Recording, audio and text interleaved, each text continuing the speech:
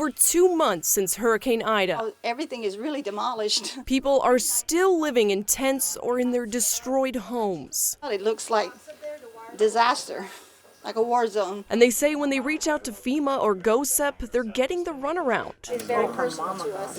Gertie and her sister have lived in this house since the 1950s. Hurricane Ida cracked the walls all the way down. And it goes all the way through the kitchen. It goes from bad to worse.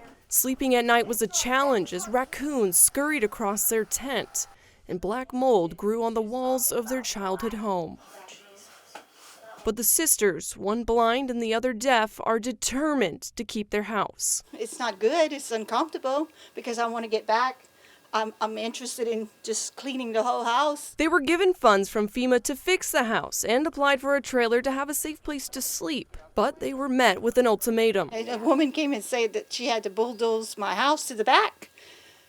And in order for us to have another house, and that made me very, very angry because I didn't want to do that. They've had no power or water since the storm. A Good Samaritan has given them a place to stay, but now they can return home. Almost. It's yours. Oh my goodness. You don't owe it back to me. Oh my goodness. Matt Rookert is with the Terrebonne Economic Development Authority. When they saw how slowly the FEMA and GOHSEP trailers were rolling out, they took matters into their own hands. I don't really think people understand the situations that these folks are living in. Through donations, he's been able to purchase used trailers and bring them to families most in need. The lack of an existing strategy for temporary housing post-disaster, it's mind-boggling, I think is the easiest way to say it. They've been able to get 11 trailers out and are funded to deliver around 70. Up the road in Chauvin, frustrations with FEMA continue to simmer.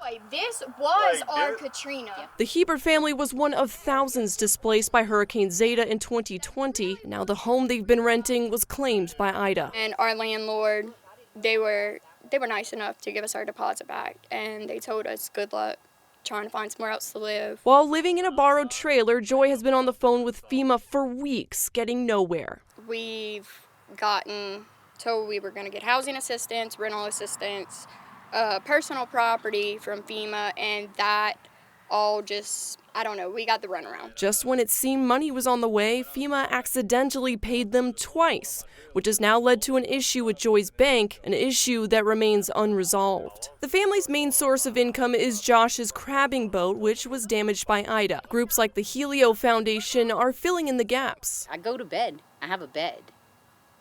And I know that there's a child sleeping in a tent. I don't even know what to do about that. I don't know how to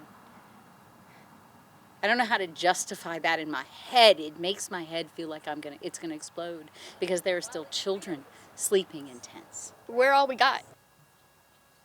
We didn't really have that much. I mean, the National Guard's already gone. The foundation is working to make sure that families stay warm this winter. Yes, it's devastating, but it's way worse when you're in this situation. Elected officials say that the state is trying to get help as soon as possible. We have got to have a sense of urgency. But even the GOHSEP program is tied up with federal red tape. It's all cost-driven instead of what it should be driven, which was helping people. After Hurricane Katrina, McGee says that FEMA was hesitant to start a new trailer program, and now 16 years later, there's disorganization and confusion all around. I don't understand why it's so difficult and why do you have to reinvent the wheel. I mean, from a government standpoint, we know where we are, and it's not just Terrebonne, it's all of South Louisiana. In the meantime, the Bayou communities continue to hold each other up and pray that more help is on the way. It's not a Louisiana problem, it's very much a federal government problem. In Terrebonne Parish, I'm Shannon Hecht reporting.